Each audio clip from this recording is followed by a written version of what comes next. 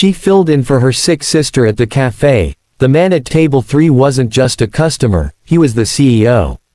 It wasn't her apron. It didn't even fit her properly, the strings too short, the neck strap too tight. The coffee pot wobbled slightly in her hand as she pushed open the door to the cafe, stepping into a world that wasn't hers.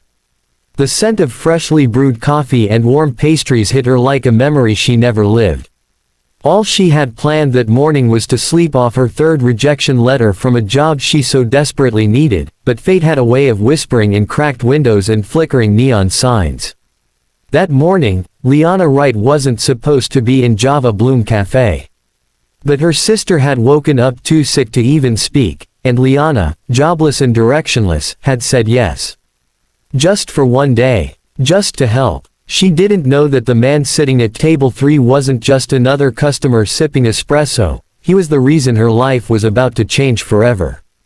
Right finger if you believe in kindness, second chances, and life-changing moments that arrive when you least expect them. Don't forget to like this video, comment your thoughts, share it with someone who needs hope, and subscribe to Stories Collection for more inspiring stories. The early shift was quieter than she expected. Sunlight streamed through the tall front windows, casting golden rays onto rustic wooden tables. The cafe was charming, with handwritten chalkboard menus, succulents by the windowsills, and music that hummed like a forgotten lullaby. Liana tried her best to blend in, keeping her eyes down, fumbling slightly with the cash register, and praying no one would notice she didn't belong. Her sister, Amelia, had always been the confident one, the people person, the heart of the cafe. Liana, on the other hand, preferred the quiet. She was the type to overthink even the smallest interaction, haunted by years of being told she was too sensitive, too slow, not leadership material. Yet here she was, serving coffee with trembling hands and a brittle smile. The man at table 3 had come in early. He was tall, well-dressed in a dark tailored coat that looked too expensive for the neighborhood. He had salt and pepper hair, a trimmed beard, and eyes that didn't miss a thing.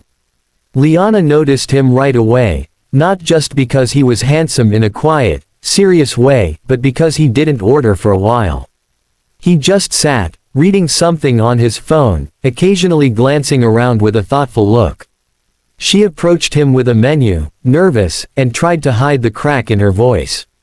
He looked up, smiled politely, and simply asked for black coffee, no sugar, no cream. But it wasn't what he ordered that she remembered. It was the way he looked at her, not like a stranger, not like a waitress, but like someone he was trying to understand. As the morning turned to afternoon, the cafe filled up. Liana moved faster, growing more comfortable with each order, every smile from a regular customer. She dropped a muffin once, forgot to ring in an iced latte another time, but slowly, her confidence began to peek through the cracks. The man at table 3 stayed. Hours passed, and he barely moved. He worked on a sleek laptop, took a few calls in a low voice, but always returned to watching the cafe. Watching her. Later, during a brief lull, she brought him a refill and hesitated.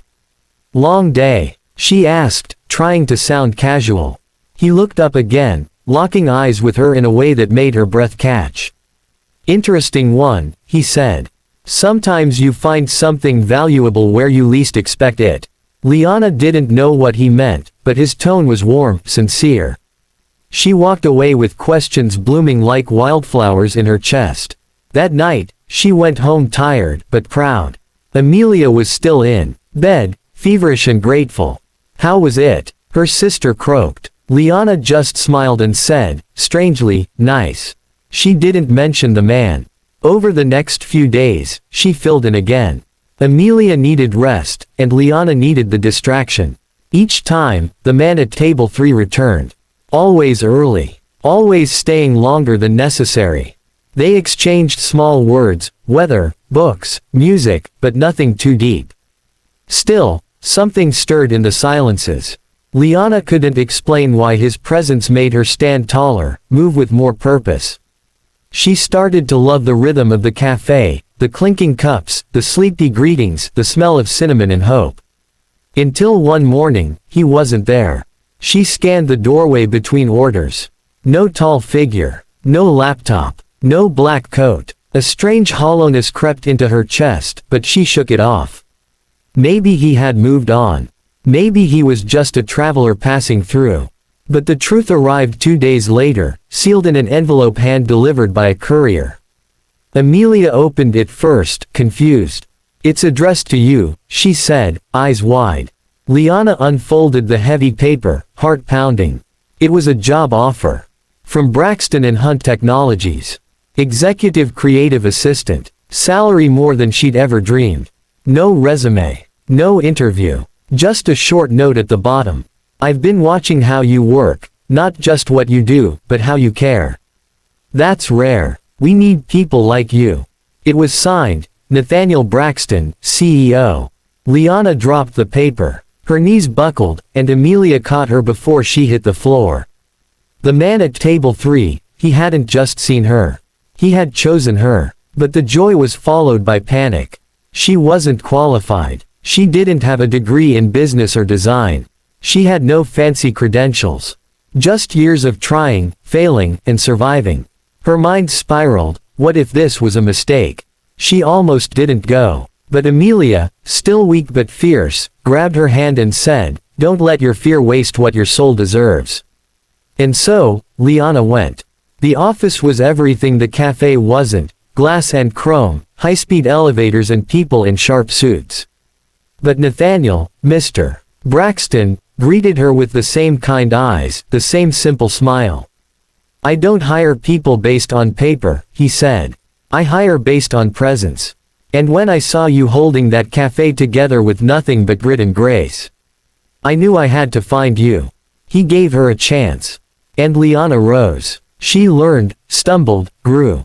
Nathaniel mentored her, but never coddled. He challenged her thinking, celebrated her ideas, and made her feel, truly, for the first time in years, that she mattered. They worked closely. Months turned to a year. Somewhere between coffee runs and late presentations, admiration turned into something warmer.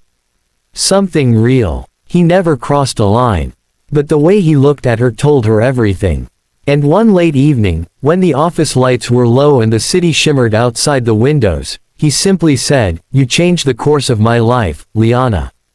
Just by showing up." And she whispered back, "You changed mine by seeing me."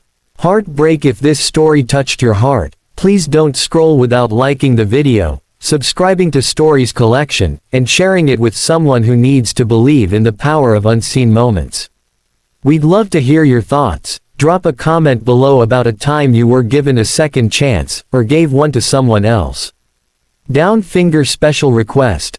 Comment your favorite part of the story before the video ends. We read every single one.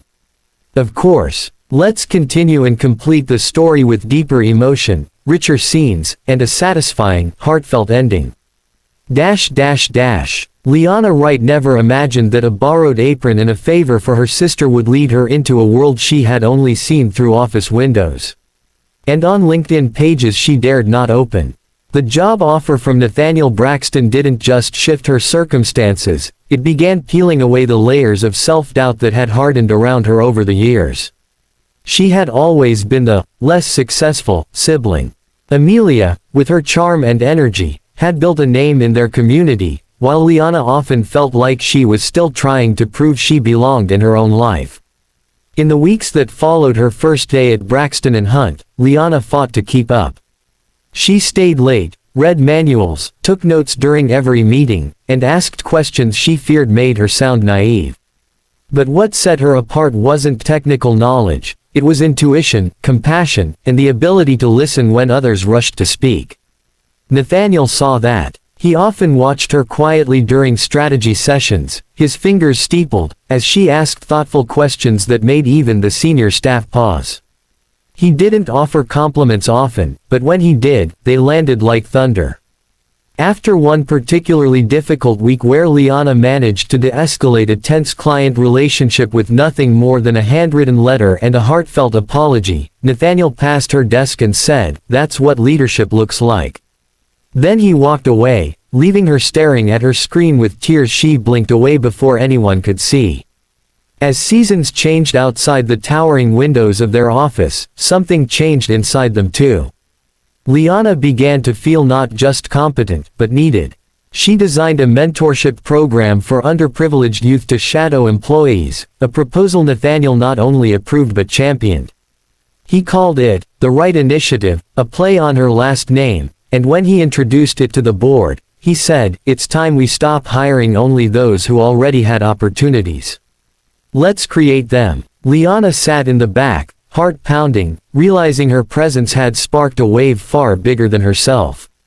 Their connection deepened, quietly. Nathaniel didn't show his affection with grand gestures, he showed it in the way he waited for her after long meetings, walked her to the elevators, or left her favorite tea on her desk without a note. He saw her, not the version she had polished up for interviews or curated online. The real her, and somehow, that was the version he chose. But not everyone approved. One afternoon, a senior VP named Carla, sharp-tongued and jealous, cornered Liana in the hallway. "Do you know what people are saying?" she hissed. "That you slept your way up. That you're just a waitress who got lucky. Don't get too comfortable, sweetheart." Liana stood frozen. The old version of her, the girl who questioned her worth every morning, would have crumbled. But she wasn't that girl anymore. She looked Carla in the eyes and said softly, "Luck didn't stay behind every night to earn a place here. I did." She walked away with shaking hands and a spine of steel. That night, as she rode the elevator down alone, she found Nathaniel waiting in the lobby. He was quiet, unusually tense. "I heard what happened," he said. "You don't need to fight alone." She looked at him, her heart both breaking and blooming. "I'm not fighting for a title or approval. I'm fighting to deserve the faith you put in me." He stepped closer, eyes searching hers. "You already do." Still, they kept their relationship professional. Months passed, and the rumors faded. People saw her work, her results, her innovation. She wasn't the waitress from Java Bloom anymore. She was Liana Wright, a rising leader, a woman who knew her worth, because someone finally saw it, and more importantly, because she learned to believe it herself. Then, the cafe called. Amelia's voice was shaky. "Liana, the lease is up. I don't have the money to renew. I think it's time to close." Liana didn't hesitate. That cafe had been the place where it all began, where she met Nathaniel, where her old life turned into something new. She wasn't going to let it go without a fight. She took a risk, a big one. She proposed a new venture to the company, a small corporate-backed cafe chain that employed and trained young adults from struggling backgrounds, teaching them customer service, time management, and even basic business principles. She called it Second Brew, a second chance cafe. The pilot location, Java Bloom. She stood in front of the board, trembling in her heels, and said, "I want us to believe in people before they become someone on paper. Because someone did that for me. And it changed everything." The room was silent. Then Nathaniel stood. "I second her proposal. Let's give second chances the investment they deserve." Second Brew opened 6 months later. It kept Java Bloom's warmth and charm but now trained teens from shelters, youth centers, and foster homes. The same customers returned, amazed by the transformation, not just of the cafe, but of the people behind the counter. On the opening day, Amelia hugged Liana tight. "You did it. You saved us." Liana smiled through tears. "No, we saved each other."